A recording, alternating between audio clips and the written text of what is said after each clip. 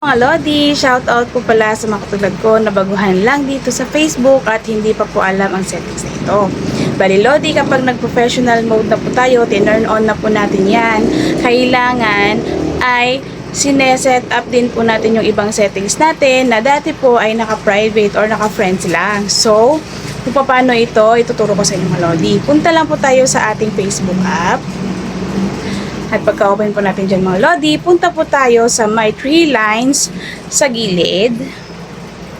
Sunod Lodi ay ang ating settings. So pagka-click po natin yan mga Lodi, ay makikita po natin ang followers and public content. So dyan mga Lodi, kailangan yan po ay naka-public. Nang sa ganon ay madali lang po tayong ma-engage ng ating mga followers.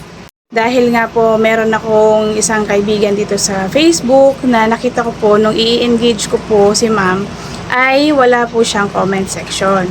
So sa ganyang paraan Lodi ay makakapag-engage kami ng mga followers mo kapag ka nagbakas ka sa mga bahay namin.